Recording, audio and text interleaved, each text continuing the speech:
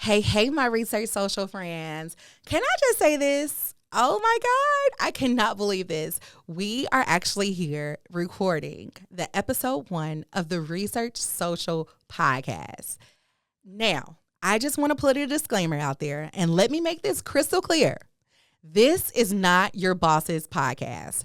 We're talking about real talk, not polished conference talk. We're talking about the grind, the L's, the rejections that have you crying at 2 a.m., the burnout. That's real. So, because research, it isn't polished.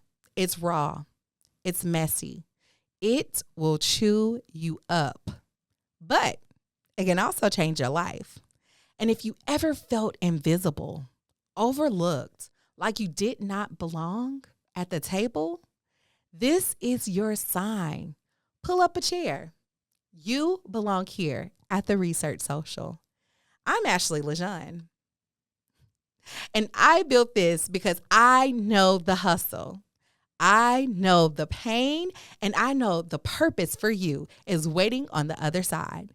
So let's run it back. Tuskegee University, 2015, where it all began.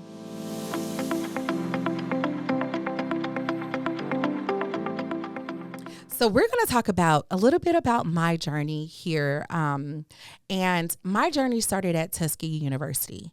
So I'm going to run it back for you just a little bit. So imagine Tuskegee University, 2015, senior year. I majored in biology, but I had a 6-month-old baby on my hip, y'all. And I was taking organic chemistry too. That class was trying to break me. If you ever had to chase a dream while trying not to fall apart, y'all know the grind. So I was like running on fumes, right? I had a newborn baby. She was crying at night. Mornings, I was dragging myself to lecture. I wasn't just studying, y'all. I was trying to survive. The pressure was real, okay? I was so desperate to pass that class. Like, I pulled up to the office hours with my baby in a stroller. I was trying to get my professor to see me, y'all. Not because I wanted like pity or anything, but I really wanted my professor to see me. I wanted him to understand, like, I'm not lazy. I am just stretched to capacity, okay? And thank God I went to a smaller school and I was able to have, that one-on-one talk. So shout out to Tuskegee. That baby, y'all, was the reason I couldn't quit. Even if it felt impossible. But that little baby now is Mariah. And she is the reason why I do everything that I do, and I move with pressure and force. So let's fast forward a little bit. So a career fair happened at Tuskegee. Everyone's all suited up. They're smiling. They're networking. Me, I was just standing there. I was kind of thinking like, am I even supposed to be in healthcare? Because I didn't even see anything related to healthcare. So I didn't see a VA hospital booth. And the only opening they had was a canteen manager. Not clinical, not research, but I did have retail experience. So I was like, all right, bet. So I went up to the booth. I talked to the lady, and I was just like, well, maybe this is like my crack in the door. So I got the job. I moved to Dallas. And then day one that I get there, they're like, yeah, so you'll be managing the Starbucks. And I'm like, what? Starbucks? So now imagine this, y'all. You do 4 years of undergrad. You're grinding for this biology degree. And then you slinging lattes at 4 a.m. Like, what? That was not how this was supposed to happen. I was so heated. But I also knew I could either treat this 2 ways. I could treat this like a dead end, or I could treat this as a setup. So I showed up every day, with my green little apron on. I smiled, even when I was dead tired, because in my head, I was just like, somebody has to notice me. Somebody has to notice me. And I kept saying this every single day. So one day, they actually did. And the two women that are most inspirational in my clinical research career is Tegan and Dindy. So shout out to y'all. They would come every morning to get coffee. And I used to be like, dang, like I want to be like them. And so they started talking to me about clinical research and what clinical research was. And then they told me they had an opening role for a new coordinator role. So I was like, okay. So I applied, I interviewed, thought I nailed it, right? And then I didn't get the job. I got a rejection letter. So shout out to Tingy and Dingy. Y'all made me. But so anyway, every morning I had to still go to work, slanging them cappuccinos again to the same people who told me I did not get this job. So have you ever like had to smile through rejection face to face every single day? Y'all, that was me. So it was rough. Like I wanted to hide in the closet when I would see them in the hallway coming my way. But one of the things my dad always told me was, you're a Liggion. You're a Liggion. You know, you better not tuck your tail and you better show up. So that's what I did. I showed up every single day. I smiled, handed them lattes. I hope y'all have a great day. So a month later, my phone rings and they're like, hey, the candidate that we went with, they kind of backed out. So we wanted to hire you. Now, at first, I was like, wait. I ain't nobody back up. All I could hear was, you're the one, not the two. You know, you're the one, not the two. Then I was like, you're not plan B, you're plan A. So, but what I ended up finding out was sometimes you are plan B, but plan B still gets the job done. And that is why my career really started as a CRC.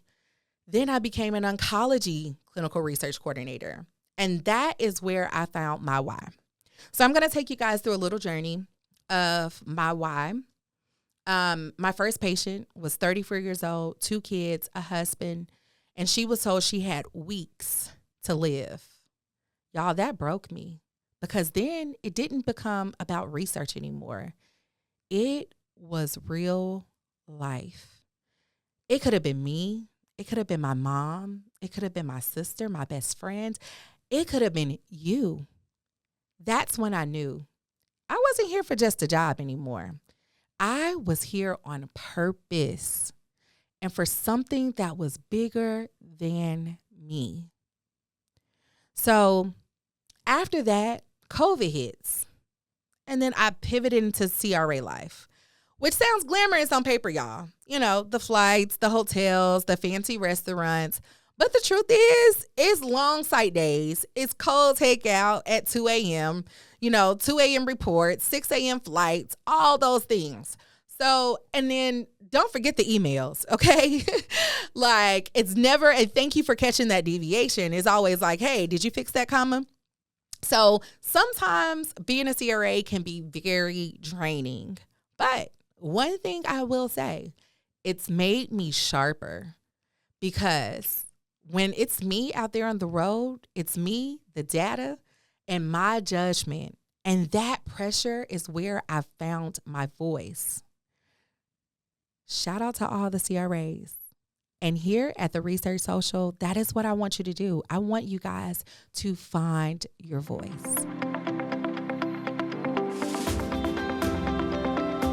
So now, y'all, let's talk about the realness in our industry. It is rough right now. The jobs are slim. Layoffs are everywhere. And the ones that are left, they want you to have like 10 years of experience and then paying you like it's your first day on the job. So it is crazy. Now, don't get me to go into if you're already in clinical research, right? The micromanaging now is like heightened, right? Like it feels like the trust is gone. Like how many of you guys get those emails where it's like, hey, I was just checking to see what's the status and you just got that email this morning. Like, hold up, give me some time. So I want to give a shout out to all the roles because from the CRC side, they are handling the chaos, right? The patients are stacked back to back. They have labs that are late. They have monitors in the inbox. They have the queries that are never ending. And they are holding everything together with duct tape and a prayer. I remember those days. So shout out to the coordinators. And then you have the regulatory people. Like, People think that job is a quiet scene, but nah. Like, it is non-stop. They are managing essential documents, training logs, protocol amendments that are dropping on Friday, right? You miss one signature and then like you're non-compliant. Their roles are tough. Like, nobody claps when you get it right, but everybody is super loud when you slip up, right? And then from the CRA side, LinkedIn makes it look so cute. So don't believe LinkedIn in the post that everyone's posting the good moments, right? It's not cocktails and carry-ons. It's flight delays, hotel food, 10-hour site days. Then you're writing until your eyes are like red and puffy. And then the reward you get from that is grammar corrections. Not the fact that you just saved that site today, right? So it is a crazy world out here that CRAs are living, and at the speed of lightning at that. Now, I've had a chance to talk to a couple of PIs, and they are struggling just as much. They're juggling patient care, budgets, sponsors' pressure, the staff that's quitting, and they have to rehire, and they are still trying to publish enough to stay relevant. Some of them believe in the work, but they are drowning too. Now, the most important piece of the clinical research world, the patients. They don't get a chance to see all of this chaos that we have to deal with on a daily basis. They don't care about site payments. They don't care about queries. For them, a clinical trial is hope. Sometimes their last shot. That signature on the consent form, it isn't just paperwork. It is their way to survive. That's the realness. Every single angle of clinical research will humble you. CRC, regulatory, CRA, PI, the patient. And still, opportunity still shows up every single time. A conversation, a DM, a random moment that changes everything. For me, it was over coffee. Yeah, research is messy. Yeah, but it's not impossible.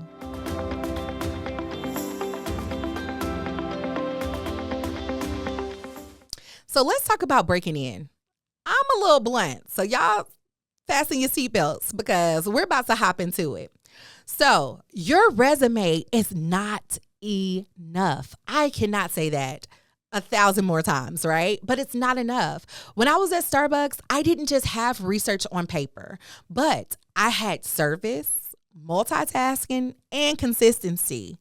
That is research dressed up different. Stop saying that you don't qualify. You probably already do. You just haven't repackaged your skill set yet. And that is why we like to help you at theresearchsocial.com. So tap in if you feel like you need some help. We do career services. And we are very willing to help and produce that change in your resume to help you. And networking, y'all, that is the cheat code. Closed mouths don't get fed or hired. So make sure you remember that the next time you got your mouth closed. So there's two things that you must do if you're already in the industry, and that's sharpening up and showing up. So sharpen up means stay ahead, remote monitoring, diversity in trials, new platforms. Don't wait until the industry passes you up. Also, network, show up, stop being invisible. Post your wins, speak up, share your perspective. Nobody promotes silence. Don't wait until you don't have a job to create your network. It does not work. And y'all with these interviews, stop shrinking. When you play small, you talk yourself right out of the role. Presence matter more than perfection. That's how I got my start. Okay, at Starbucks to CRC. It wasn't because I knew it all. I knew all the things about research. I didn't even know what a protocol was, right? But because I showed up and I was hungry, that is how someone found me. So show up.